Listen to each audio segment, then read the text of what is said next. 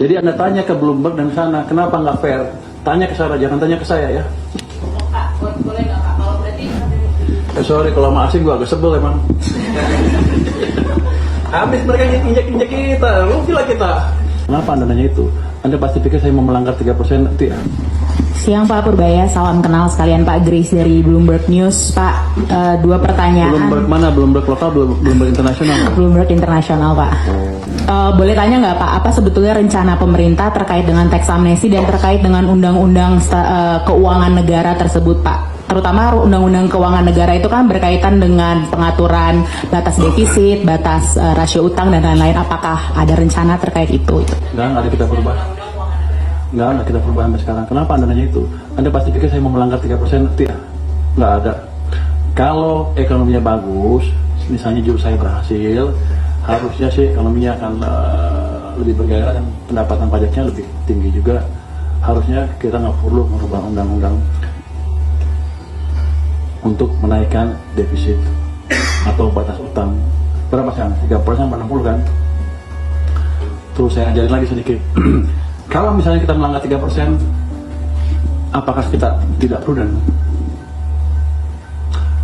Undang-undang itu, batasan 3-60 itu sebenarnya diambil arbitrary, sembarangan. Kalau di teori itu, angka-angka itu untuk melihat apakah suatu negara mampu membayar utang. Jadi sebenarnya yang dilihat adalah dua, negara itu mampu. Jadi angka-angka itu nggak ngaruh, hanya indikator awal aja. Cuma yang dilihat oleh investor adalah apa dia mampu membayar utang atau mau membayar utang. Gitu. Kita selama ini nggak pernah default. Kekayaan kita juga cukup. Jadi nggak usah takut dengan batas-batas itu. Kalau Anda lihat, Eropa kan masih strict ya. 3% sampai 60 kan. 3% defisit maksimum, 60% utang per PDB. Semuanya dilanggar sekarang. Hampir semua negara yang melanggar. Amerika berapa? Hampir 100% juga. Defisitnya mungkin 6%. Rasio utang ke PDB di atas 100%. Seandainya kita kepepet, seandainya ya. Kenapa mereka boleh, kita nggak boleh?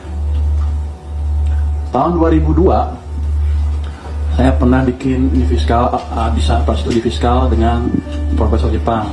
Dia pada waktu memberi masukan ke pemerintah tentang fiskal. Cuman dia nggak bisa ngitung.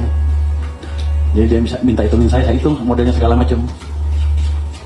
Habis itu selesai dia ngasih tahu Menteri Keuangan pakai model saya. Habis itu seminar dengan dia. Waktu itu rasio utang ke PDB Jepang 125%. Dan dia ngajarin kita nggak boleh 3%. Saya tanya dong ke dia, wah, Takatoshi Ito namanya, itu orang terkenal yang bikin Abenomics di Jepang. Kamu ngajarin saya nggak boleh harus 3%. Kenapa kamu lebih dan rasio utang kamu 125% ke PDB?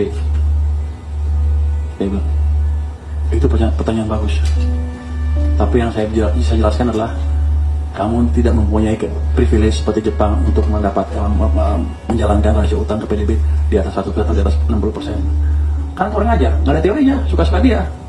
Jadi lembaga-lembaga rating itu juga nggak fair juga. Saya pernah debat semuanya mereka.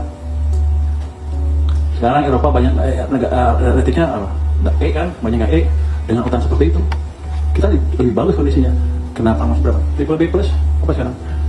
Inflation rate yang masih di bawah. Padahal dari fiskal kita lebih bagus, prospek ekonomi juga lebih bagus. Jadi Anda tanya ke Bloomberg dan sana, kenapa nggak fair? Tanya ke saya, jangan tanya ke saya ya. Pak, boleh nggak Pak? Kalau berarti mau memperjelas aja posisi pemerintah. Tidak, sebetulnya saya nggak. Perubahan itu perlu atau tidak? Tidak. Masuk dalam prolegnas. Tidak. Prolegnas ngapain? Karena kan undang-undangnya masuk dalam prolegnas. Ya biar aja masuk prolegnasnya berubah. Makanya saya mengkonfirmasi. Enggak berubah. Pemerintah melihat perlu atau tidak? Tidak. Oke. Anda tanya sana ya. Jangan protes saya terus. Protes untuk lembaga internasional. Kenapa kamu nggak fair? Sorry, kalau sama asing gue agak sebel emang. Habis mereka injek-injek kita. Lu gila kita.